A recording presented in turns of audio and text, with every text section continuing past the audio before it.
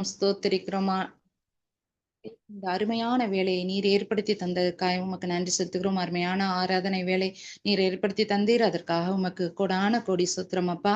ஏசப்பா, ஆண்டவரே, நீர் ஆண்டவரே வெளிப்படுத்திய ஒவ்வொரு வார்த்தைகளையும் ஆண்டவரே நான் ஆண்டவரே பகிர்ந்து கொள்ள இருக்கிறேன். ஆண்டவரே ஏசப்பா, நீரே முழுமையாக ஆண்டவரே இந்த வேலை பொறுப்பெடுத்துக் கொண்டு வழி நடத்துமாறு உம்மை மன்றாடுகிறேன். உடைய தூய நாமத்தின் மூலம் ஜெபிக்கிறேன் ஜீவனும் வல்லமையுமுள்ள நல்ல பிதாவே, ஆமென். எல்லாருக்கும் பிரைஸ் தி லார்ட். இயேசு கிறிஸ்துவின் நாமத்துல எல்லாருக்கும் என்னுடைய அன்பின் வாழ்த்துக்கள். இன்னைக்கு நாம எடுத்துக்கொண்ட தலைப்பு என்னன்னா, அஹ், எது உண்மையான வெற்றி, வாழ்க்கையின் வெற்றி எது அப்படிங்கிறத நம்ம பார்க்க போறோம்.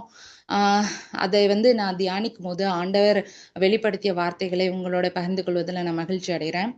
நம்ம வாழ்க்கையில வெற்றி அப்படிங்கிறத நம்ம எப்படி பார்க்கிறோம்னா, அந்த உலகத்துல பேரு, புகழ், செல்வம், வலிமை, விவேகம், அதாவது நான் புத்திசாலி, எது சிறந்தது, வாழ்க்கையில எது வெற்றி தருது, எதை முழுமைப்படுத்து, வாழ்க்கைய எது முழுமைப்படுத்துது அப்படிங்கிறத தான் நம்ம இன்னைக்கு பார்க்க போறோம். அதை தியானிக்கும் போது சிலர் பேர் பார்த்தீங்கன்னு சொன்னா, வாழ்க்கையில அந்தந்த துறைக்கு தக்கதாக அவங்க அந்த வெற்றியை தேடுறாங்க. எப்படின்னா, சில பேர் பதவி, அவார்டு, பணம், சில பேர் அழகு, அந்த மாதிரி தன்னை பத்தி புகழ்ந்து பேசுறது, அந்த மாதிரியான சில காரியங்களை வாழ்க்கையில பெரிய வெற்றியாகவும் அதை புகழாகவும் பார்க்கிறாங்க.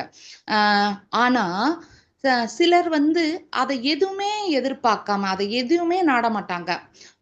எதையுமே அவங்க எந்த பிரதிபலனையுமே எதிர்பார்க்காம பிறருக்காக வாழ்ந்து தேவ குணத்தை பிரதிபலிப்பாங்க. தேவ குணம் என்பது எல்லோருக்குள்ளயும் இருக்கு.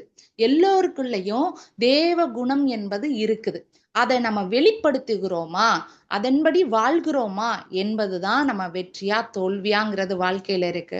அந்த தேவ குணத்தை வெளிப்படுத்தியவர்கள் பாத்தீங்கன்னு சொன்னா, பிறருக்காக வாழ்ந்திருப்பாங்க. எதையுமே எதிர்பார்த்திருக்க மாட்டாங்க. அவங்களுக்கு எந்த செல்ஃபிஷா எந்த நோக்கமும் இருக்காது.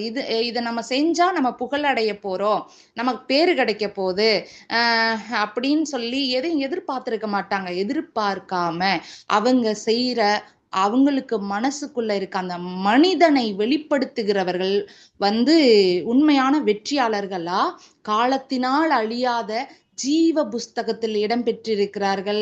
அதே போல வரலாற்றிலும் இடம் பெற்றிருக்கிறார்கள். அப்படிப்பட்டவர்களை பத்தி பார்ப்போம். இன்னும் பாத்தீங்கன்னா, இன்னும் ஒரு சில பேர் பாத்தீங்கன்னா, அவங்க எதிர்பார்த்த வெற்றி கிடைச்சிருக்கும் வாழ்க்கையில. அவங்க எதை நோக்கி ஓடுறாங்களோ அது அவங்களுக்கு பணம், பேர், புகழ் எல்லாம் கிடைச்சிருக்கும். ஆனாலும் அது அவங்க வாழ்க்கையை பரிபூரணப்பட்டார்களா, முழுமையான அந்த சந்தோஷத்தையும் சமாதானத்தையும் பெற்றார்களா, உண்மையான மனிதனாய் தான் வாழ்ந்தார்களா அப்படிங்கிறதையும் நம்ம இன்னைக்கு பார்க்க போறோம். அப்படிப்பட்டவங்க நமக்கு பாடமாவும் அமைஞ்சிருக்காங்க. அந்த மாதிரி உள்ளவங்கள நம்ம பார்ப்போம். நம்ம முதலாவது பார்த்தோம்னா, ஆதியாகம புஸ்தகத்துல ஆண்டவர் உலகத்துல எல்லாவற்றையும் படைத்து இது நல்லது என கண்டார் அப்படின்னு பார்த்திருப்போம். எல்லாத்தையும் படைச்சிட்டு இது நல்லது, இது நல்லா இருக்கு அப்படின்னு ஆண்டவர் சந்தோஷப்பட்டதை பார்க்கிறோம். அதுக்கப்புறம் இறுதியா மனிதனை படைக்கும் போது விசேஷமா படைச்சிருப்பாரு. எவ்வளவு ஆசையோட ஆவலோட படைச்சிருந்தா அப்படி படைச்சிருப்பாரு பார்த்துக்கோங்க. பகுத்தறியக்கூடிய, அதாவது மற்ற ஜீவன்களுக்கெல்லாம் பாத்தீங்கன்னா 3 அறிவு ஜீவன்கள் இருக்குது, பறவைகள் இருக்குது, ஊரு பிராணிகள் இருக்குது.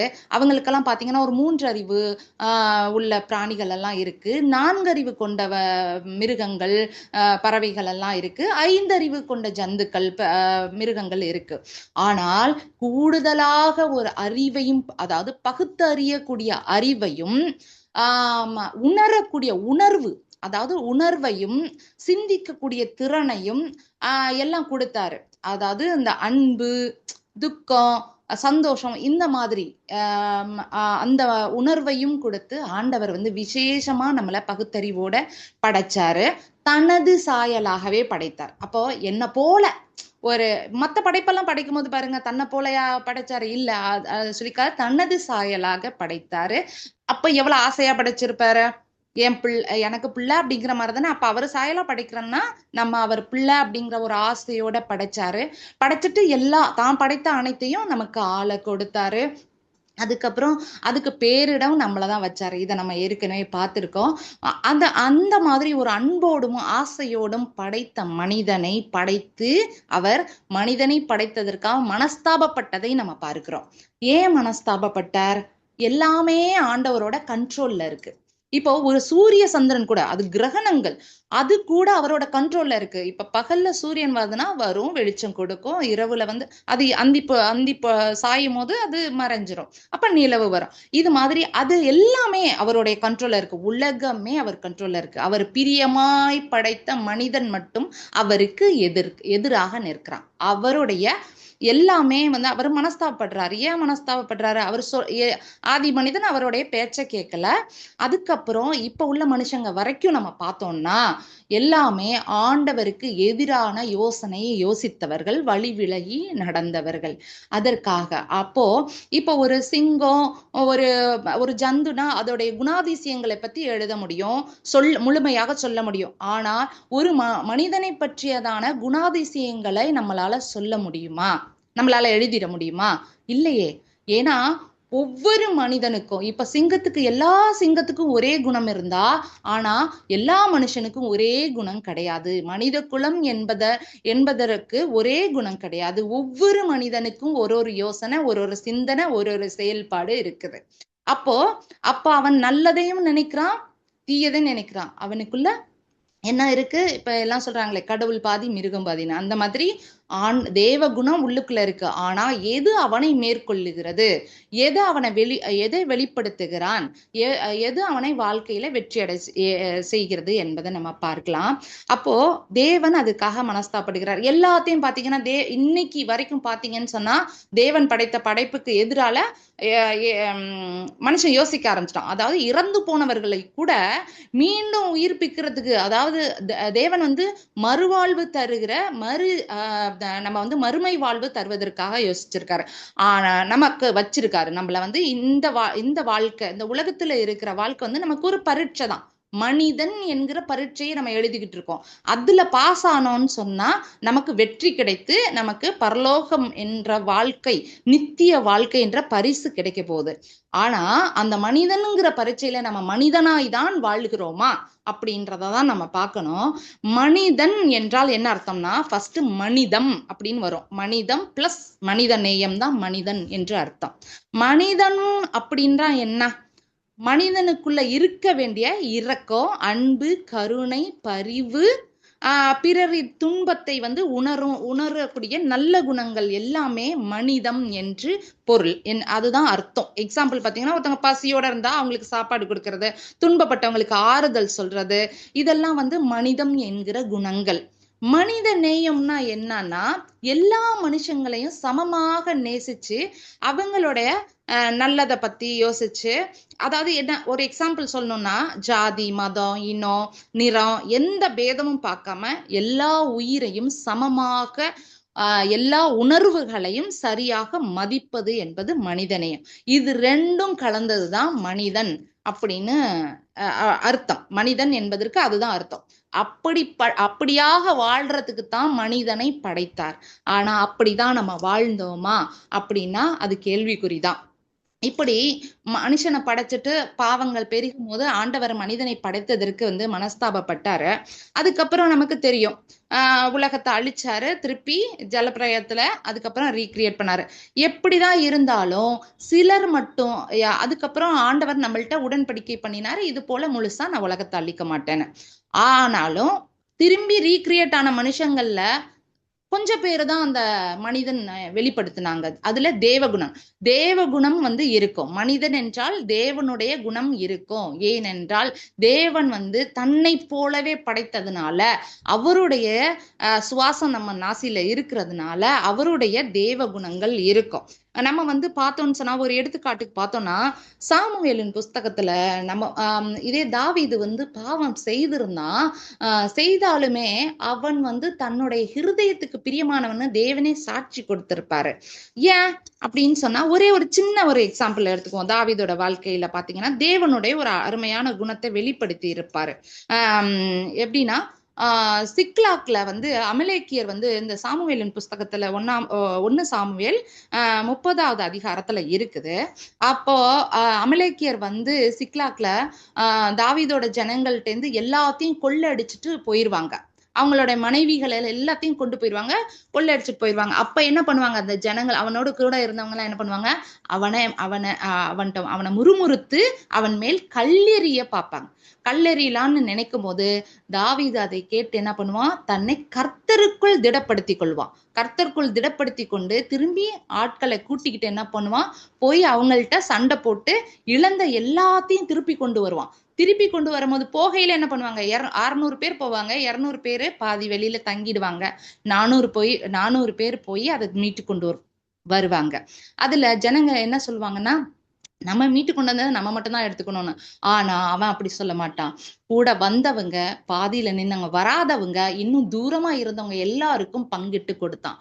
அது அவனுக்குள்ளான மனிதன், அவனுக்குள்ளான தேவகுணம். தன்னை கல்லெறிய நினைத்தவர்களை கூட அவன் தான் கொள்ளையாடி வந்ததை சரியா பங்கிட்டு கொடுக்கிறான். தனக்குள்ளான மனிதனை வெளிப்படுத்துகிறான், அதாவது அந்த தேவ குணத்தை வெளிப்படுத்துகிறான். இது போல தாவீதோட வாழ்க்கையில நிறைய காரியங்களை நம்ம பார்க்க முடியும். பார்த்தோம்னா அவன் வந்து தனக்குள்ளான மனிதனை வந்து நிறைய இடத்துல வெளிப்படுத்துவான். தன்னை தாழ்த்தி கொள்வான். தன்னை படைத்தவருக்கு சரியான மரியாதைய, சரியான ஒரு பணிவையும் தன் கீழ்ப்படிதலையும் அவன் அப்படியே காட்டி கொண்டு இருக்கிறதுனால தேவன் வந்து தன்னுடைய இருதயத்துக்கு பிரியமானவனாக அவனை சொன்னார். அதே அப்போஸ்தலர்ல பாத்தீங்கன்னு சொன்னா 7ஆம் அதிகாரம் 58 60 வசனங்கள்ல ஸ்தேவானை பத்தி நம்ம பார்க்க முடியும். ஸ்தேவான் வந்து சுவிசேஷம் சொல்லும் பொழுது அவனை நகரத்துக்கு புறம்பே தள்ளி அவன் மீது கல்லெறிவாங்க. ஜனங்கள்லாம் அவன் மீது கல்லெறிவாங்க. அப்போ ஸ்தேவான் என்ன சொல்லுவாரு, கர்த்தாவே உமது கையில என்னுடைய ஜீவனை நான் ஒப்படைக்கிறேன், இவர்கள் மீது இவர்கள் பாவம் சுமராதிருப்பதாகன்னு சொல்லுவாரு. அது ஒரு தேவ குணம். இயேசுவை சிலுவையில் அறையும் போது ஏசப்பா என்ன சொல்லியிருப்பாங்க, இவர்கள் செய்கிறது இன்னதென்று அறியாமல் இவர்கள் செய்கிறார்கள், இவர்கள் மீது இவங்க பாவம் சுமராதிருப்ப. அந்த தேவ குணத்தை அங்க ஸ்தேவான் வந்து வெளிப்படுத்தி இருப்பான். அதே போல யோபு, மோசே இவங்களெல்லாம் பாத்தீங்கன்னு சொன்னா தன்னை சபித்த, அதாவது எதிரிய கூட நேசின்னு ஆண்டவர் சொல்லியிருப்பாரு, தன்னை சபித்தவர்களை ஆசீர்வதின்னு சொல்லியிருப்பாரு. அந்த குணத்தை வெளிப்படுத்தினார். யோபு தன்னை சபித்த சிநேகிதனுக்காக அவர் ஜெபம் செய்ததை பார்க்கிறோம். அதே போல தன் இனத்திற்கு விடுதலை வாங்கி தர்றதுக்காக மோசே வந்து தன்னுடைய ஆசீர்வாதத்தை இழந்ததை நம்ம பார்த்திருக்கோம். இதெல்லாம் வந்து ஒரு தேவ குணம். எரேமியாவும் அப்படித்தான் தேவனுடைய வார்த்தையை சொன்னதற்காக மக்கள் வந்து மனம் திரும்ப சொன்னார். மக்களை மனம் திரும்ப சொன்னதுக்காக அவரை வந்து கல்லெறிந்தாங்க. இந்த மாதிரி உள்ளவங்க எல்லாம் நம்ம பாக்குறோம். அப்போ அவங்களுக்கு இடையிலையும் அவங்க வந்து கொஞ்சம் பேரு தான், ஆனா இவங்களுக்கு இடையில வாழ்ந்த மக்கள் எல்லாம் எப்படி இருந்தாங்க, தேவனை விட்டு விலகியவர்களாகவும் தேவனுக்கு எதிரான யோசனை செய்கிறவர்களாகவும் இருந்தார். அப்போ ஆண்டவர் வந்து தமது ஏக புத்திரனை வந்து நமக்கு ஒரு மாடலா அனுப்பிச்சாரு. நீங்க மனுஷனாவே வாழல, நான் இப்படிதான் நீங்க வாழணும்னு நான் எதிர்பார்க்கிறேன்னு தன்னுடைய ஏக புத்திரனை என்ன பண்ணாரு, நம்மளுடைய பாவகங்களை பரிகரிக்க மாத்திரம் இல்லாம ஒரு மனுஷன் வந்து இப்படித்தான் வாழணுங்கிற ஒரு மாடலா அவரு அனுப்பிச்சாரு. அப்போ அவர் எப்படி இருந்தாரு, மனித நேயத்தோட ஒரு உச்சகட்டமா இருந்தாரு. இயேசு வந்து அவர் வந்து பாத்தீங்கன்னா ஏழை, நோயாளி, பாவி, இவன் புண்ணியம் எதுவுமே அவருக்கு கிடையாது. எல்லாரையும் சரிசமமா பார்த்தார். தன்னையே தாழ்த்தினார்.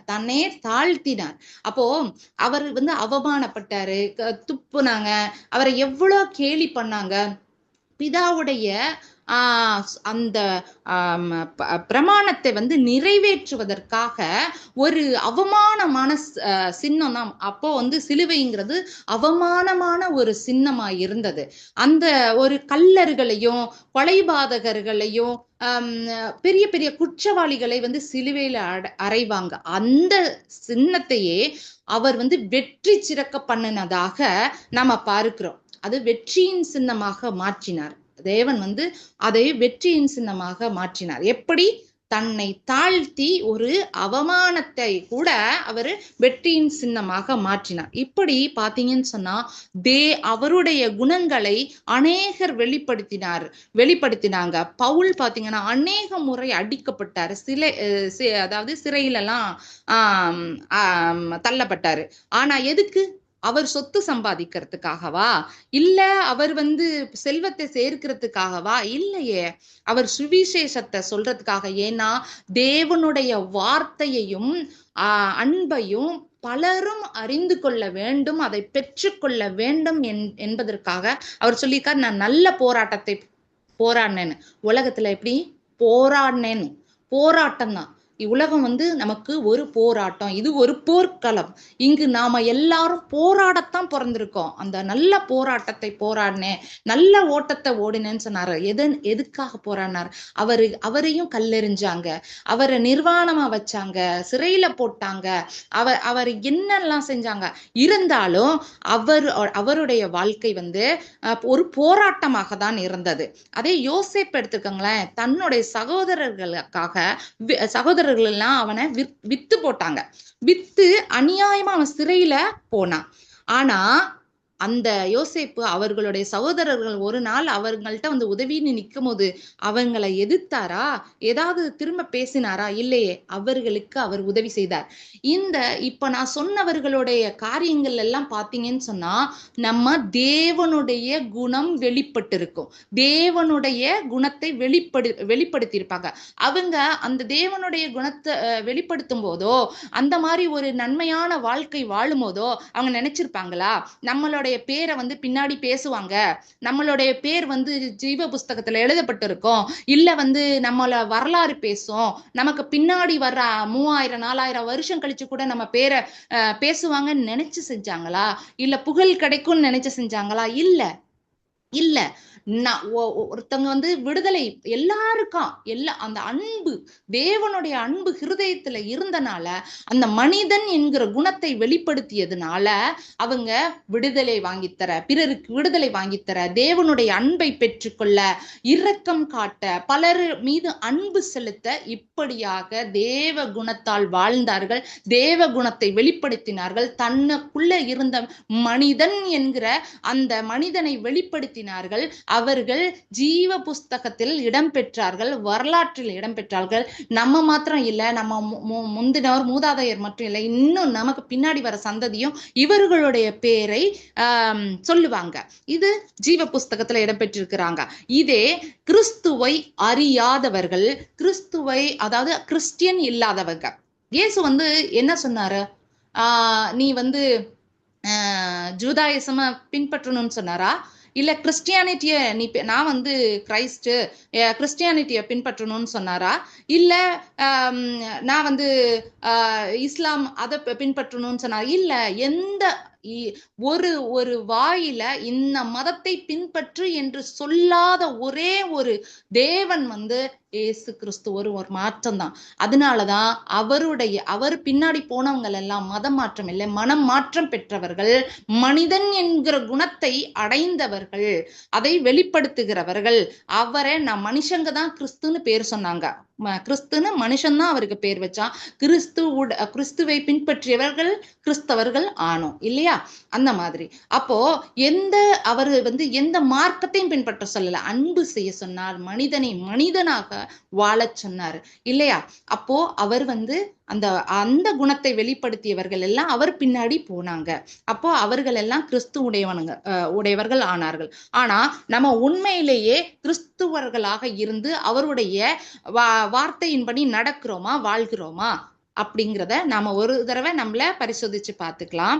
இதே கிறிஸ்துவை அறியாதவர்கள், ஆனா அறியாதவர்கள்னா எப்படின்னா அவங்க கிறிஸ்டியன் கிடையாது, ஆனா கிறிஸ்துவ ஒரு நல்ல வழிகாட்டியாகவும் அவருடைய வார்த்தைகளை வாழ்க்கையின் முறையாக வாழ்வியலாக மாற்றி வரலாற்றில் இடம்பெற்றவர்களை நம்ம பார்க்க போறோம். இப்போ இதுவரைக்கும் நம்ம பேசினவங்க எல்லாம் பாத்தீங்கன்னு சொன்னா நம்ம வேதாகமத்துல பார்த்திருக்கோம். அவங்களெல்லாம் அடிக்கப்பட்டவர்கள். ஆனா அடிக்கப்பட்டாலோ தூஷிக்கப்பட்டாலோ அவங்க வாழ்க்கையில அவங்க எத்தனை வெட்கங்களையும் கேவலங்கள் எல்லாம் சந்திச்சிருந்தாலும் அவங்களுடைய வாழ்க்கையெல்லாம் வெற்றியான வாழ்க்கையாக மாறியது. அவங்கள பற்றி இன்னைக்கு வரைக்கும் நம்ம அவங்கள பார்த்துதான் நம்ம வந்து அவங்களுடைய வாழ்க்கையின் சரித்திரத்தை படித்துதான் நம்ம வாழ கத்துக்கிறோம். அப்போ அது அவங்களுக்கு வெற்றியான வாழ்க்கையா இருக்கிறது. அவங்க வந்து கஷ்டப்பட்டிருக்கலாம், பவுல் கஷ்டப்பட்டிருக்கலாம், அடிக்கப்பட்டிருக்கலாம். ஆனா புதிய ஏற்பாடு வந்து பவுல் இல்லாம இல்ல. அது போல அப்போ அந்த வாழ்க்கை வந்து ஒரு வெற்றியான வாழ்க்கையாக இருக்கிறது. எப்படி இயேசு வந்து வெற்றி சிறந்தாரோ அது போல இயேசுடைய குணங்களை பின்பற்றியவர்கள் வெற்றி சிறந்திருக்கிறதை நம்ம பார்க்கிறோம் ஜீவ புஸ்தகத்துல. அதே வரலாற்றுல நம்மளோட கூட சேர்ந்து வாழ்ந்தவங்க இயேசுடைய வார்த்தையை பின்பற்றினவர்கள் எப்படி இடம் பிடிச்சிருக்கிறாங்க அப்படிங்கிறத நம்ம பார்ப்போம். ஒரு சிலரை பத்தி பார்ப்போம். மகாத்மா காந்தியடிகளை எடுத்துக்குவோம். இப்ப இந்தியாவுக்கு சுதந்திரம் கிடைச்சது. இந்தியாவுக்கு சுதந்திரம் கிடைச்சிச்சுன்னா பல பேர் அடிக்கப்பட்டாங்க, பல பேர் கொல்லப்பட்டாங்க, போராடினாங்க, ரத்த பலியானாங்க. எல்லாமே சேர்ந்து அதுக்கப்புறம் அஹிம்சை வழியாவும் போராடி நாம வந்து சுதந்திரத்தை பெற்றுக்கொண்டோம். ஆனா இன்னைக்கு ஒரு சின்ன பிள்ளையை கூப்பிட்டு கேளுங்களேன், நமக்கு சுதந்திரம் எப்படிப்பா கிடைச்சது அப்படின்னு, சுதந்திரம் யார்ப்பா வாங்கி கொடுத்தது அப்படின்னு கேட்டா மகாத்மா காந்தியடிகள்னு சொல்லுவாங்க. தேசத்தந்தை யாருன்னு சொல்லி கேட்டோம்னா மகாத்மா காந்தின்னு சொல்லுவோம். எந்த முறையில நம்ம வந்து சுதந்திரத்தை பெற்றுக்கொண்டோம் என்று கேட்டால் அஹிம்சையின் வழியாகத்தான் நம்ம சுதந்திரத்தை பெற்றுக்கொண்டோம் அப்படின்னு சொல்லுவாங்க. மகாத்மா காந்தியடிகள் வந்து கிறிஸ்டியன் இல்லைன்றது எல்லாருக்கும் தெரியும். ஆனா மகாத்மா காந்தி என்ன சொல்லியிருக்கார் தெரியுமா? அவர் இயேசு கிறிஸ்துவை மிகவும் மதிக்கிறதாகவும், குறிப்பா இயேசுவின் அன்பு, தியாகம், அகிம்சை, மன்னிப்பு போன்ற குணங்களை தான் என்னுடைய வாழ்க்கையில, அதாவது அவருடைய வாழ்க்கையில பின்பற்றுவதற்கு முயன்றதாகவும், ரெண்டாவது அவர் சொன்ன முக்கியமான வார்த்தைகளைத்தான் அகிம்சையோட பேசிக்கா அவருடைய வாழ்க்கையில பேசிக்கா அதை எடுத்துக்கிட்டதாகவும் மகாத்மா காந்தியடிகள் சொல்லி இருக்கிறாரு. அப்படி அவர் என்ன சொல்லனா, I like your Christ, I to not like your Christian, your Christians are so unlike your Christ. இதன் பொருள் என்னன்னு நம்ம பார்க்கணும்னு சொன்னா, உங்க கிறிஸ்துவை நான் விரும்புகிறேன், ஆனால் பல கிறிஸ்தவர்கள் கிறிஸ்துவை போல் இல்லை அப்படின்னு சொல்றாரு. அவர் சொல்றாரு, அவருடைய வார்த்தைகளை வந்து என்னுடைய வாழ்க்கையோட பேஸ்மெண்டா எடுத்துக்கிறேன், அத வாழ்க்கையா மாத்த முயற்சி பண்ணியிருக்கிறேன். அவருடைய வார்த்தையில நான் வந்து அஹிம்சா வழிக்கு அதுதான் பேசிக் அப்படின்னு சொல்லி இருக்கிறாரு. அப்போ கிறிஸ்துவை எனக்கு ரொம்ப பிடிக்கும், ஆனால் பல கிறிஸ்தவர்கள் கிறிஸ்துவை போல் இல்லை அப்படின்னு எழுதியிருக்கிறாரு. மேலும் அவர் என்ன சொல்றாருன்னா, வரலாற்றில் அறியப்பட்டவர்களில் மிக சிறந்த அகிம்சை எதிர்ப்பாளர் இயேசுதான் அப்படின்னு சொல்லி இருக்கிறாரு. அதே போல தி செர்மன் ஆன் த மவுண்ட், ஆண்டவருடைய போதனை, அதாவது செர்மன் ஆன் த மவுண்ட் பகுதியில அந்த போதனை வந்து காந்தியடிகளை ஆழமா தொட்டதா சொல்லியிருக்காரு. குறிப்பா தீமைக்கு தீமையால் பதிலளிக்காதே, உன் சத்ருவை நேசி, ஒருவன் உன் கன்னத்தில் அடித்தால் மற்ற கன்னத்தை திருப்பி கொடு என்ற இயேசுவின் போதனைகள் வந்து அவருடைய தனது அகிம்சை கொள்கையின் அடிப்படையாக நான் எடுத்துக்கிட்டேன் அப்படின்னு சொல்லியிருக்காரு. அப்போ காந்தியடிகள் இப்படி சொல்லி அப்புறம் இன்னொரு முக்கியமான வார்த்தை சொல்லியிருக்காரு, if every one lived the teaching of Jesus Christ there would be no war in the world அப்படின்னு சொல்றாரு. இயேசு கிறிஸ்துவுடைய வார்த்தையிலையும் போதனையிலும் படி நடந்தால் இந்த உலகத்தில் போர் என்பது இருக்காது அப்படின்னு சொல்லி இருக்கிறாரு. அப்போ காந்தியடிகள் இயேசு சொன்னார்ல, உன் தீமைக்கு தீமையால் பதிலளிக்காதே, உன் சத்ருவை நேசின, அப்படித்தான் அவர் வந்து சுதந்திரத்தை அஹிம்சை வழியில இயேசு கிறிஸ்துவை நான் ஒரு முன்மாதிரியாக கொண்டு அந்த காந்தியடிகள் என்ன பண்ணாரு? திருப்பி அடிச்சாரா? யாரையாவது சுட்டாரா? இல்ல, அடிச்சதா அடி வாங்கினாரு. அவனே திருப்பி நேசிக்கும் போது அந்த எத்தனை தடவை அடிப்பான்? திரும்பி போயிடுவான் இல்லையா? அதுதான் இயேசுவை ஒரு தேவனாக கொள்ளாதவர் அவருடைய வார்த்தைகளின் படி நடந்து இந்த தேசத்திற்கு விடுதலை வாங்கி கொடுத்திருக்கிறார். அதை நம்ம இங்க பார்க்கணும். இதே அந்த வார்த்தையை நம்ம வாழ்வியலாக கொண்டோம்னா எத்தனை விஷயத்துல இருந்து நம்ம விடுதலை ஆயிரலாம் பாத்துக்கோங்க. அவர் இயேசுவை முன்மாதிரியாக கொண்டதினால் இந்த தேசத்திற்கு விடுதலை வாங்கி தந்திருக்கிறார். தான் அடிபட்டு அந்த அடியை வாங்கி கொடுத்திருக்காரு. எப்படின்னா, தேவன் அடிபட்டு ஒரு குலத்தை, ஒரு மனித குலத்தை பாவத்திலிருந்து மீட்க முடியும் என்பதை நம்பி இருக்கிறார் பார்த்தீங்களா? அந்த நம்பிக்கையின் பேர்ல தானே அவருடைய வார்த்தையின்படி அவரு நடந்து ஒரு தேசத்திற்கு விடுதலை வாங்கி கொடுத்திருக்கிறத நம்ம இங்க பார்க்கிறோம். அதே போல இன்னொரு மனுஷன் காந்தியடிகள் நினைச்சிருப்பாரா? ஒரு விஷயம் நம்ம நினைச்சு பார்ப்போம். காந்தி நினைச்சிருப்பாரு, 1000 பேர் போராடுறாங்க, நாளைக்கு ஹிஸ்டரி வந்தாலும் வரலாறு வந்தாலும் அத்தனை பேரோட பேரும் தானே வரும் இல்லையா? அவர் தனியா நினைச்சிருப்பாரா நம்மள தேச தந்தைன்னு நாளைக்கு கொண்டாடுவாங்க, நம்மளாலதான் சுதந்திரம் கிடைச்சிச்சுன்னு சொல்லுவாங்கன்னு அவர் எதிர்பார்த்திருப்பாரா? எல்லாரும் போராடுறது மாதிரிதானே நம்மளும் போராடுறோம், 10ஓட 11 நம்மளும் அப்படித்தானே நினைச்சிருப்பாரு. ஆனா ரத்தம் சிந்தியவர்களை விட எதிரியை நேசித்தவருக்கு அங்கீகாரம் எப்படி கிடைச்சிருக்கு பாருங்க. ஒரு தேவ குணத்தை வெளிப்படுத்தியவருக்கு என்ன மாதிரி ஒரு அங்கீகாரம் கிடைத்திருக்கு என்பதை நாம் இங்கே உணர்ந்து பார்க்கணும். அது அவர் வாழ்க்கையின் வெற்றி. அவர் பணத்தை சம்பாதிக்கிறதுக்கு ஓடல, இந்த தேசத்தை நேசித்தார், இந்த தேச குடிகளை நேசித்தார், அந்த மனிதர்களை நேசித்தார், அன்பு செலுத்தினார். அந்த அன்பு மிகுதியாகும் போது இவர்களுக்கெல்லாம் விடுதலை வாங்க நாம ஏதாவது செஞ்சிடணுங்கிற ஒரு போராட்டத்தை போராடி இருக்கார். அப்போ தனக்குள்ளான மனிதனை வெளிப்படுத்தி இருக்கிறார், தேவனை வெளிப்படுத்தி இருக்கிறார், அந்த தேவ குணத்தை வெளிப்படுத்தி இருக்கிறார், விடுதலை வாங்கி தந்திருக்கிறார், வெற்றி பெற்றிருக்கிறார். இன்னைக்கு சரித்திரம் பேசுது. அவர் சொத்தை சம்பாரிச்சு வச்சுட்டுலாம் போகல. அவருடைய 3 பிள்ளைங்களே பாத்தீங்கன்னு சொன்னா, காந்தியடிகளோட 3 பிள்ளைங்களோட கதையை கேட்டோம்னா நமக்கு தெரியும். ஒருத்தர் பாத்தீங்கன்னு சொன்னா குடிச்சே இறந்து போயிட்டாரு, ஒருத்தருக்கு பாத்தீங்கன்னா சின்ன ஒரு கவர்மெண்ட் வேலையில இருந்தாராம். அந்த மாதிரி அவர் எதையும் சம்பாதிச்சு வைக்கல, தனக்காக பெருசா எதுவும் செய்யல. அப்ப பாருங்க, அடுத்தவங்க மேல அன்பு செலுத்தி பிறருக்காக அடிபட்டு இருக்கிறார். இது ஒரு வெற்றியுள்ள வாழ்க்கையாக நம்ம பார்க்கிறோம். ஏன்னு சொன்னா, ஏசு கிறிஸ்துவுடைய வார்த்தையை அவரு அதன்படி நடந்திருக்கிறார். அதே போல இன்னொருத்தருடைய வாழ்க்கையை பார்ப்போம். தாமஸ் ஆல்வா எடிசனை பத்தி நம்ம பார்க்கலாம். அப்போ பாத்தீங்கன்னு சொன்னா, தாமஸ் ஆல்வா எடிசனும் கிறிஸ்டியன் கிடையாது, கிறிஸ்டியன் அல்லாதவர் தான் அவரு. ஆனாலும் அவர் வாழ்க்கையில பாத்தீங்கன்னா கடவுளே இல்லைன்னு சொல்லி வாழ்ந்தவர். இருந்தாலும் ஏசு கிறிஸ்துவோடைய வாழ்க்கையோடைய வார்த்தைகள் இருக்கு பாத்தீங்களா? அந்த வார்த்தைகள் அவர் விரும்பி இருக்கிறார். ஏசு கிறிஸ்துவை நல்ல வழிகாட்டியாக அவர் எடுத்துக்கிட்டாரு. சாரி, நான் இடையில ஒருமையில நேத்து பிள்ளைங்களுக்கு சொல்லிட்டு இருந்தேன், இத அதுல வாய் தவறி வந்துடுச்சு, சாரி. அதுதான் தாமஸ் ஆல்வா எடிசன் ஏசு கிறிஸ்துவோடைய வார்த்தைகளை அவர் பின்பற்றி இருக்கிறாரு. அதே போல அவரும் பாத்தீங்கன்னு சொன்னா எல்லாராலும் தள்ளப்பட்டவர். எல்லாராலும் சொன்னா எல்லாராலும் கிடையாது, ஆசிரியரால தள்ளப்பட்டவர், வெட்கப்படுத்தப்பட்டவர் தான். எப்படின்னு சொன்னா, தாமஸ் ஆல்வா எடிசன் நான் இப்படியாக அவரை பத்தி படிச்சேன். அவர் ஸ்கூலுக்கு போயிட்டு இருக்கும் போது அவர் டீச்சர் ஒரு லெட்டர் கொடுத்து, அவர் கொஞ்சம் படிக்க மாட்டாராம், அவ்வளவா படிக்கிற பிள்ளை கிடையாது.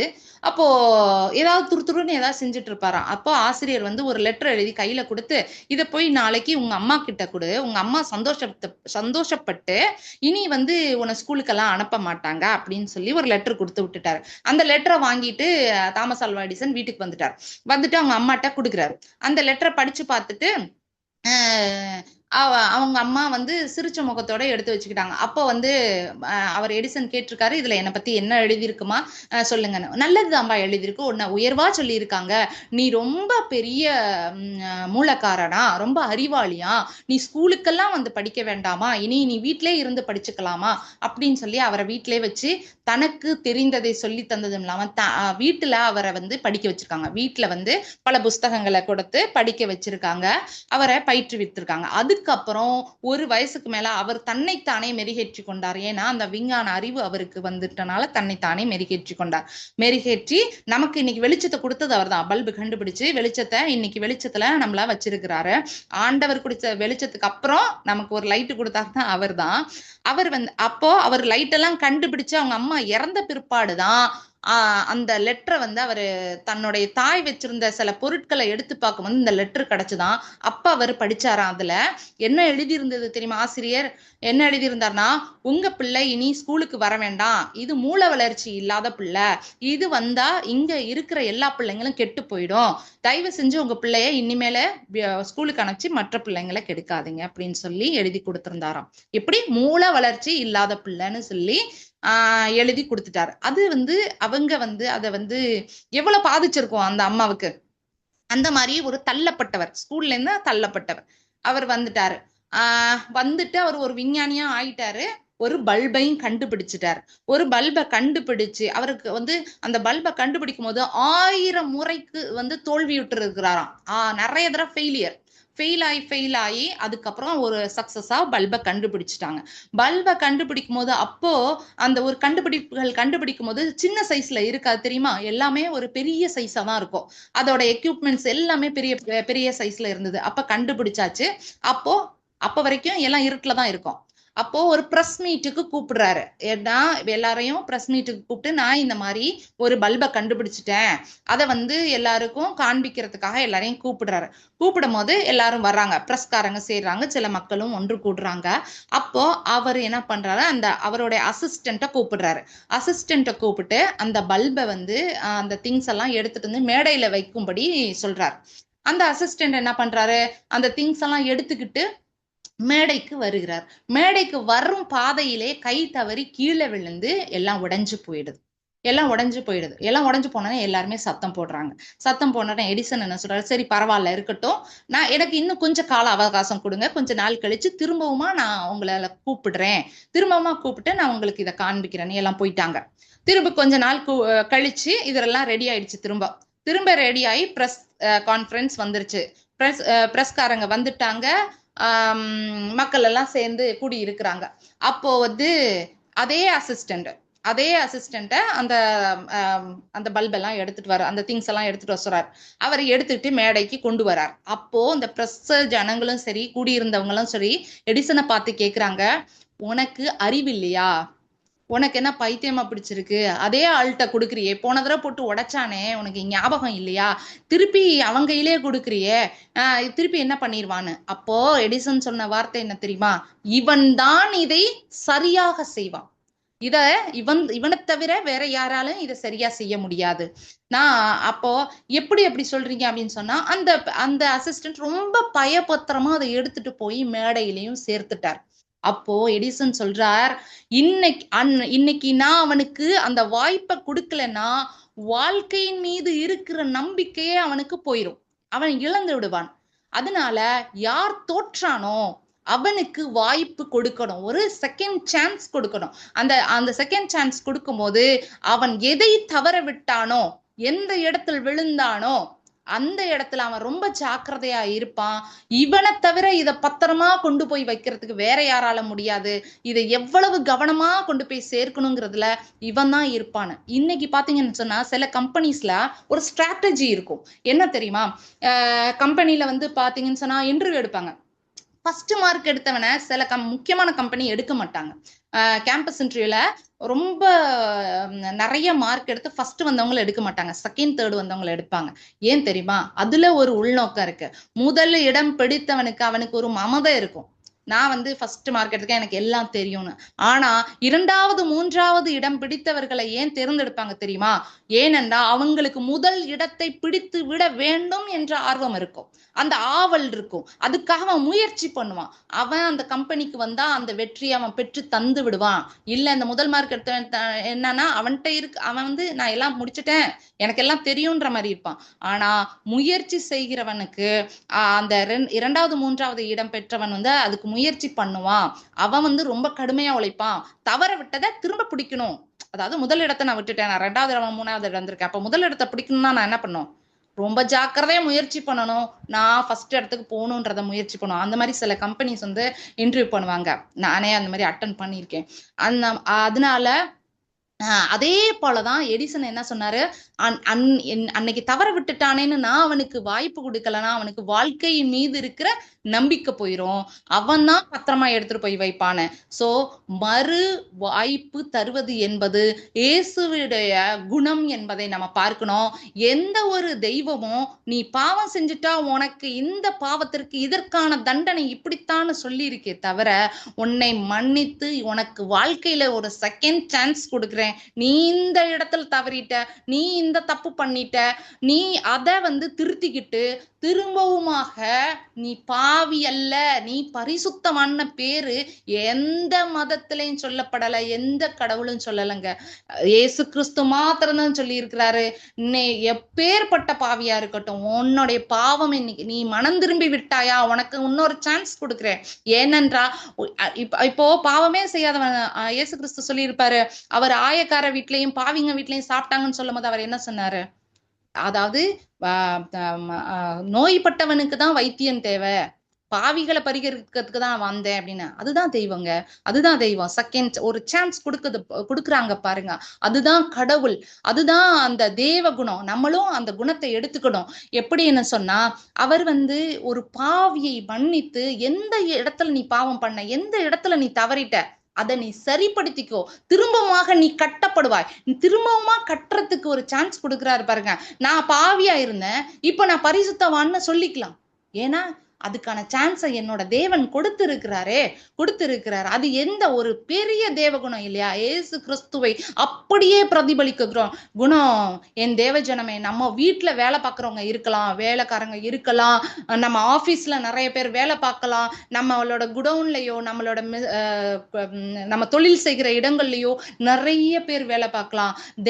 தயவு செய்து இந்த மனிதனை, அதாவது இந்த தேவ குணத்தை வெளிப்படுத்துங்க. ஒருத்தன் ஒரு தப்பு செஞ்சுட்டா அவனுக்கு அந்த நிமிஷம் வெளியில அனுப்பிடாதீங்க, அவனுக்கு இன்னொரு சான்ஸ் கொடுங்க. ஏதோ உடைச்சிட்டானா, ஏதாவது தவறு பண்ணிட்டானா, அவன் கையிலே திருப்பி அதை கொடுங்க. அவன் அதுல தவறாம, அவனை தவிர அதை கவனமா வேற யாராலையும் செய்ய முடியாது. இன்னைக்கு எந்த பாவம் நமக்கு மன்னிக்கப்பட்டதோ, எதுல இருந்து இயேசு நம்மளை மீட்டெடுத்தாரோ, நம்ம அந்த இடத்துல ரொம்ப கவனமா இருப்போம் இல்லையா? அதை பத்தி மத்தவங்களுக்கு சொல்லுவோம் இல்லையா? நம்ம ஏன்னா நமக்கு ஒரு செகண்ட் சான்ஸ் கிடைச்சிருக்கு. நான் இப்ப பாவிலேருந்து நான் பரிசுத்த வாட்டி ஆயிட்டேன். அப்போ நான் அதை எடுத்து சொல்லுவேன் பல பேருக்கு. அப்போ நான் இன்னொரு செகண்ட் சான்ஸ் கொடுக்கணும் எல்லாருக்கும். தேவன் அப்படிப்பட்டவர், என் இயேசு அப்படிப்பட்டவர், மன்னிக்க வந்தவர், மறுவாழ்வு தர வந்தவர். நாம மறுவாழ்வு தரணும். அப்படியாக எடிசன் அவர் அவர் பாத்தீங்கன்னு சொன்னா அந்த தேவ குணத்தை, தனக்குள்ளான அந்த மனிதனை வெளிப்படுத்தினார். அந்த குணத்தை படிக்கையில எனக்கு கண்ணில் கண்ணீரே வந்துச்சு. அப்போ பாத்தீங்கன்னா இன்னைக்கு அவருடைய வெளிச்சத்துல நம்ம இருக்கிறோம். அப்படிப்பட்டவர்கள், ஒரு தள்ளப்பட்டவர், ஒரு வெட்கத்தோடு தள்ளப்பட்டவர், அந்த தாய் எவ்வளவு கஷ்டப்பட்டிருப்பாங்க. அப்படிப்பட்டவர் அந்த தேவ குணத்தை, தன்னுக்குள்ளான மனிதனையும் தேவ குணத்தை வெளிப்படுத்தினால இன்னைக்கு மட்டும் இல்ல, காலத்தால் அழிவே அழியாத ஒரு பேரு அப்படியாக இருக்கிறது. நம்மளும் அதே போல நம்ம தேவனுடைய குணத்தை பிரதிபலிக்கிறவர்களாக இருக்க வேண்டும். மன்னிக்க தெரியணும் அதே போல நமக்கு எந்த இடத்துல நம்ம தவற விட்டது, நம்மளை மன்னிச்சதுனாலதானே நமக்கு இன்னொரு சான்ஸ் கிடைச்சிருக்கு. அப்படித்தானே நம்ம அடுத்தவங்களை மன்னிக்கணும். அதனாலதான் தேவன் சொல்லியிருக்கிறார், நீ உன்னிடத்துல அன்பு குறிக்கிறது போல, நான் என்னை பத்தி எனக்கு தான் நல்லா தெரியும், நான் எப்படிப்பட்ட பாவின்னு எனக்கு தான் தெரியும். அப்ப என்னையே எனக்கு பிடிச்சிருக்கு. கண்ணாடியில பார்க்கும்போது என்ன மாதிரி ஒரு நல்லவ இருக்கான்னு நம்ம சொல்லிக்கிறோம். அது மாதிரிதான் அடுத்தவங்க மீது அன்பு செலுத்த சொல்லியிருக்கிறார். இந்த தேவ குணத்தை நாம கண்டிப்பா பிரதிபலிக்க வேண்டும் என்பதை நான் இங்கே சொல்லிக்கிறேன். இயேசு அப்படிதான் நமக்கு நம்மளுடைய வாழ்வியலை சொல்லித்தர, இது போலதான் மனம் திரும்ப செய்யவும் மறுவாழ்வு கொடுக்கதான் வந்தார். அவர் நம்மளோட பாவங்களை பரிகரித்து மறுவாழ்வு கொடுக்கதான் வந்தார். அதே மாதிரி நம்மளும் பல பேருக்கு அந்த குணத்தை வெளிப்படுத்தணும்னு நான் இங்க சொல்றேன். அதே போல கெவின் கார்ட்டர்னு ஒருத்தரை பத்தி நம்ம பார்ப்போம். கெவின் கார்ட்டர் யாருன்னு சொன்னா, ஒரு சவுத் ஆப்பிரிக்கன். அவர் ஒரு போட்டோ ஜேர்னலிஸ்ட். அவர் வந்து பாத்தீங்கன்னு சொன்னா அவரோட வாழ்க்கையோட லட்சியம் என்ன தெரியுமா? லைஃப் டைம் அச்சீவ்மெண்ட் என்னன்னா, அவரு வேர்ல்டு பெஸ்ட் போட்டோகிராஃபர் அப்படின்னு சொல்லிட்டு அவார்டு வாங்கணும். அதுதான் என்னோட வாழ்க்கையோட லட்சியம். அதை அடைந்து விட்டேன் என்றால் நான் வாழ்க்கையில பெரிய வெற்றி அடைந்து விட்டேன் அப்படின்னு அவரு நினைச்சுக்கிட்டு அதுக்காக அவர் ரொம்ப முயற்சி பண்ணியிருக்கிறாரு. அப்போ 1994ல வந்து அவர் அந்த அவார்டையும் வாங்கிட்டார். அந்த அவார்டு பேர் என்னன்னா, இந்த வேர்ல்டு பெஸ்ட் போட்டோகிராஃபர் அவார்டு பேர் புலிக்ஷர் அவார்டுன்னு பேர் அதுக்கு. அந்த பிரைஸா அவர் வந்து 1994ல வாங்கினாரு. எப்படி வாங்கினாரு அப்படின்னு சொன்னா, அவர் வந்துட்டு சூடான்ல அப்ப ரொம்ப பஞ்சம், பயங்கர பஞ்சம். அந்த பஞ்சத்தை போட்டோ எடுத்து எல்லாருக்கும் காட்டி அந்த அதை வந்து வெளிப்படுத்தி அந்த போட்டோஸ் வந்து பெஸ்ட் போட்டோ அப்படின்னு சொல்லி அவர் காண்பிச்சாரு. அது அந்த பிரைஸும் கிடைச்சிருச்சு.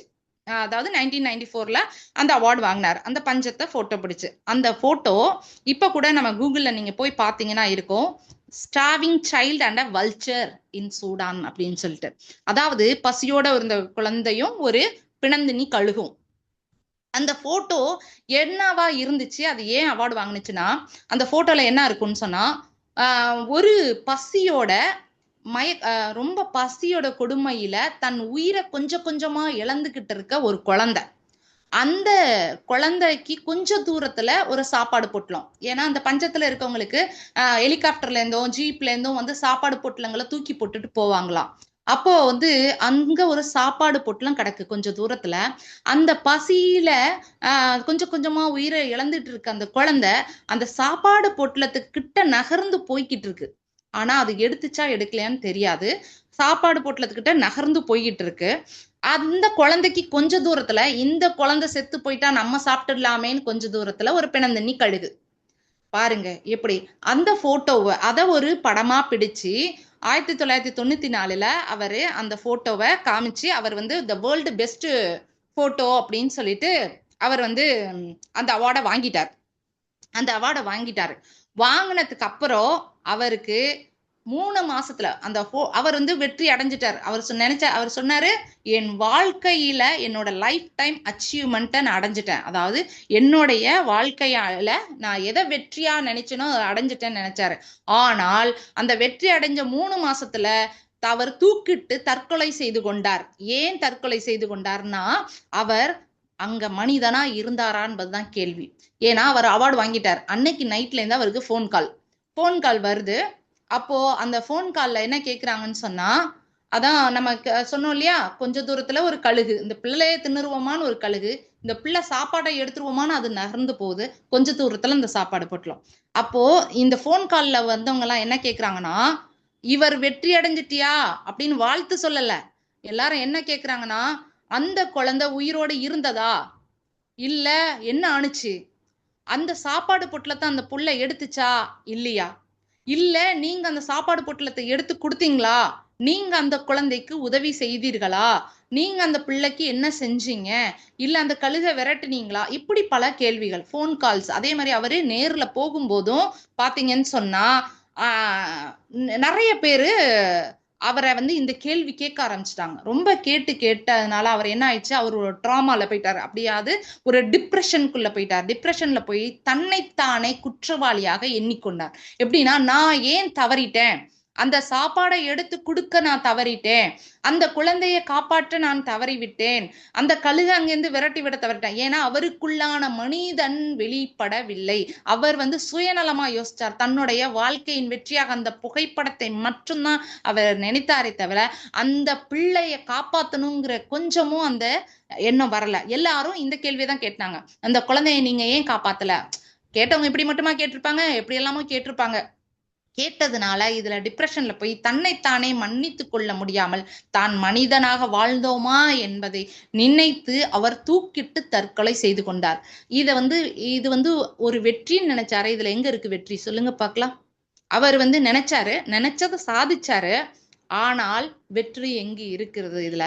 அவர் நமக்கெல்லாம் இப்படி வாழக்கூடாதுன்ற பாடமா அமைந்ததாக தான் நான் பார்க்கிறேன்.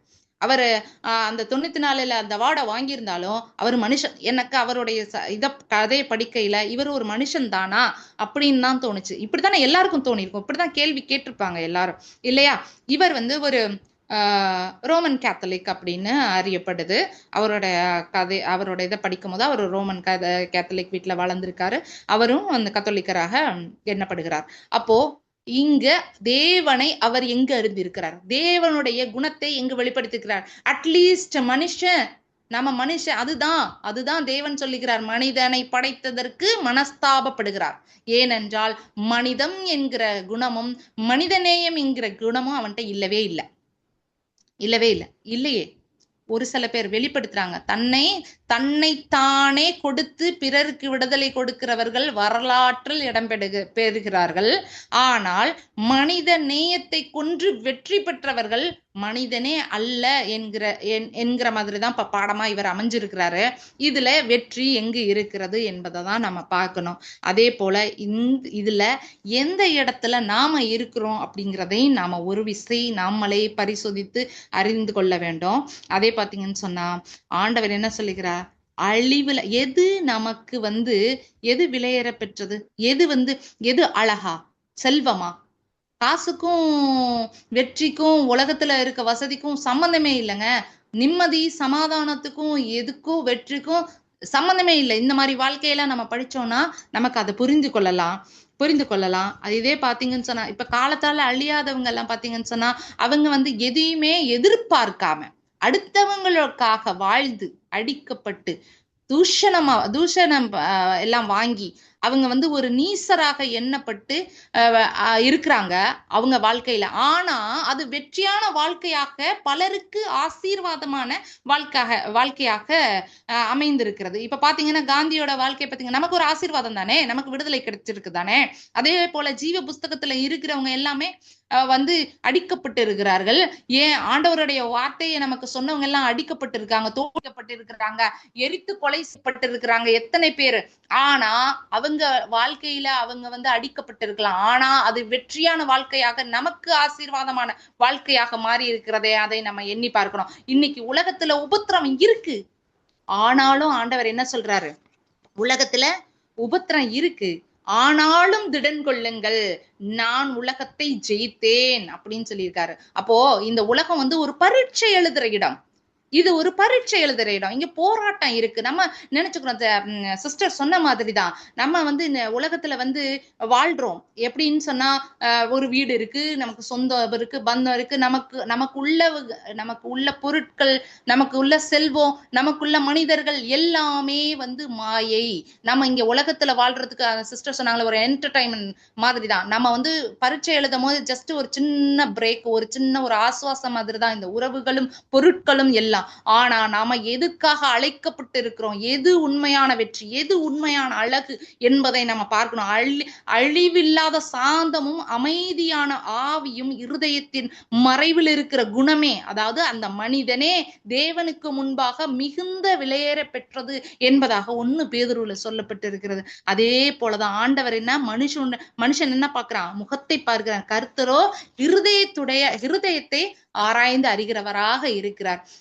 எதையுமே எதிர்பார்க்காம நீங்க உங்க வாழ்க்கையில எப்படி நீங்கள் மனிதனாக வாழ்ந்தாலே தேவனுடைய குணங்கள் வெளிப்படும். அப்படி வாழ்ந்தால் வெற்றி உங்களை தேடி வரும். நாளைக்கு சரித்திரம் பேசும். ஏன் நம்ம என்ன எல்லாம் சரித்திரம் பேசுமானா, என்ன சரித்திரம் பேசாது, ஆனா என் பேரன் பேத்திங்களாவது பேசும், என் பிள்ளைங்க பேசும். எங்க அம்மா இப்படி இருந்தாங்க, நல்ல தேவனை தெரிந்து கொண்டால், முன்னாடி இருந்த குணத்திலிருந்து மாறினா, ஒரு தேவனுடைய குணத்தை வெளிப்படுத்தினால், எனக்கு நல்ல தேவனை காமிச்சு கொடுத்தா, எனக்கு நல்ல வழியை காட்டுனா அப்படின்னு சொல்லி என் பிள்ளைங்க பேசும், என் பிள்ளைங்களோட பிள்ளைங்க பேசும். அந்த மாதிரி நம்ம மனிதனாய் முதலாவது வாழ்வதே வெற்றி என்று தேவன் வெளிப்படுத்துகிறார். அதை வெளிப்படுத்தினாலே நம்மளை என்ன சொல்றது, சரித்திரம் பேசும். தேவனுக்கு பிரியமான வாழ்க்கை எது, உண்மையான வெற்றி என்பது தேவனுக்கு பிரியமான வாழ்க்கை எது, மக்கள் எல்லாம் பாராட்டுறதா இல்ல, தேவன் நம்மை ஏற்றுக்கொள்வதுதான் பெரிய வெற்றி. தேவன் நம்மை ஏற்றுக்கொள்ள வேண்டும்.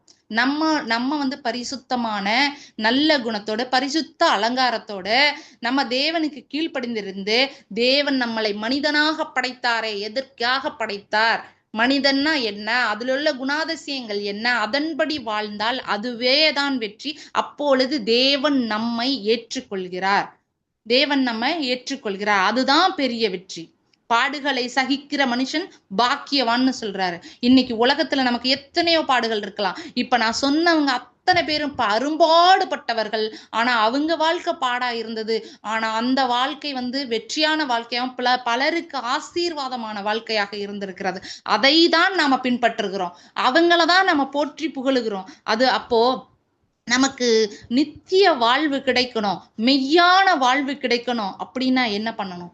உண்மையான நமக்குள்ளான மனுஷனை வெளிப்படுத்தணும். மனுஷனை வெளிப்படுத்துகிறது தான் தேவ குணம் என்பதாக ஆண்டவர் சொல்லுகிறார். அதே போல பாருங்க, நம்மளை ஆண்டவர் என்ன சொல்லுகிறார்? நம்முடைய கர்த்தராகிய இயேசு கிறிஸ்துவினாலே நமக்கு ஜெயத்தை கொடுக்கிற தேவனுக்கு ஸ்தோத்திரம் அப்படின்னு. இயேசு கிறிஸ்து தன்னையே தாழ்த்தி தன்னையே கொடுத்து நம்மை மீட்டு கொண்டார், நமக்கு மறுவாழ்வு கொடுத்தார், நமக்கு இன்னொரு சான்ஸ் கொடுத்திருக்கிறார். அந்த வாழ்க்கையை தான் நம்ம வாழ்ந்து கொண்டிருக்கிறோம். நாம மனுஷனா வாழ்றோமா? நாம எத்தனை தேவ குணத்தை வெளிப்படுத்துகிறோம்? எதை நாம பின்பற்றுகிறோம்? தேவனுக்கு இன்னைக்கு எதிர்த்து நிக்கான் மனுஷன். செத்து போனவங்களை கூட எத்தனையோ கோடி கொடுத்தாக்கா அவங்களோட உடலை பதப்படுத்தி வைக்கிறாங்களாம். எத்தனையோ வருஷம் கழிச்சா அது உயிர் பெற்று நடக்கும்னு சொல்றாங்களாம். இது சாத்தான் இல்லையா? அந்த மாதிரி ஒரு மனுஷனுக்குள்ள 2 குணமும் இருக்கு. எதை நம்ம வெளிப்படுத்துகிறோம்? எதை மேற்கொள்ளுகிறது? தேவ குணம் மேற்கொள்ளுகிறதா இல்ல வேற எந்த குணம் மேற்கொள்ளுகிறது? எதை நம்ம வெற்றி என்று நினைக்கிறோம்? எது நமக்கு வெற்றியான வாழ்க்கை என்பதை நாம தேர்ந்தெடுத்து கொள்ள வேண்டும். இயேசு கிறிஸ்து தாமே இந்த ஒவ்வொரு வார்த்தையும் ஆசீர்வதிப்பீராக. எங்களை ஜெயமுள்ள வாழ்க்கை வாழ ஆண்டவரே, நீர் ஆண்டவரே எங்களோடு கூட இருந்து இந்த ஜெகத்தையே ஜெயம் பெற்றீர் ஆண்டவரே. என் ஜெயங்கொண்ட தேவனா, வானத்தையும் பூமி பாதாளத்தின் ஜெயம் பெற்றீர் இயேசுவே. ஆண்டவரே, உம்மை தாழ்த்தி எங்களுக்கு ஆண்டவரே வெற்றியை தந்த தேவன் நீர் ஆண்டவரே. எங்களை வெற்றி சிறக்க பண்ண தேவனுக்கே ஆசை நம்மளை வெற்றி சிறக்க பண்ணணும். என்னோட இடத்துல உங்களை உட்கார வைக்கணும். நான் ஜெயிச்சுட்டேன், அப்ப நீங்களும் ஜெயிக்கணும் அப்படின்னு தானே நமக்கு இன்னொரு சான்ஸ் கொடுத்திருக்கிறாரு. அது போல ஆண்டவரே ஏசப்பா, நாங்களும் ஜெயிக்கணும், பலரை ஜெயிக்க வைக்கணும். அது போல உம்முடைய ஆண்டவரே குணங்களை நாங்கள் வெளிப்படுத்த தக்க ஆண்டவரே குணங்களை எங்களுக்கு தாரும் ஆண்டவரே. அந்த பாக்கியத்தின் ஸ்லாக்கியத்தின் தாரும். உம்முடைய வார்த்தைகளை பலருக்கு சொல்லி ஆண்டவரே, உம்முடைய ஆண்டவரே குணங்கள் பலருக்கு ஆண்டவரை எடுத்து சொல்ல ஆண்டவரை எங்களுடைய நாவை விரிவாக திறந்தருள் புரியும் என் தேவாதி தேவனே. ஏசப்பா ஏசப்பா, மனிதனை மனிதனாக வாழ ஆண்டவரே நீர் ஆண்டவரே இந்த கடைசி காலத்துல இயேசுவே எல்லோருடைய சிந்தையிலும் ஆண்டவரை இருதயத்திலும் இயேசுவே ஆண்டவரே உம்முடைய குணத்தை ஆண்டவரை வெளிப்படுத்தும் ஆண்டவரே. உம்முடைய குணம் ஆண்டவரை வரட்டும் அப்பா, உம்மை வெளிப்படுத்தட்டும் ஆண்டவரை. மனிதன் மனிதனாக வாழட்டும் ஏசப்பா. ஏசப்பா, நல்ல சிந்தையும் நல்ல புத்தியும் ஆண்டவரே, நல்ல இருதயத்தும் ஆண்டவரே ஒவ்வொருவருக்கும் கட்டளையிடுவீராக ஏசப்பா. நான் ஆண்டவரே ஏசப்பா ஏதேனும் குற்றம் குறையாக சொல்லியிருந்தால் நீனே மன்னித்து மனம் பொறுத்து ஆண்டவரே இந்த ஒவ்வொரு வார்த்தையும் ஆசீர்வதிப்பீராக. இயேசு கிறிஸ்துவின் நாமத்தில் ஜெபிக்கிறேன் ஜீவனும் வல்லமையும் நல்ல பிதாவே. ஆமேன் ஆமேன்.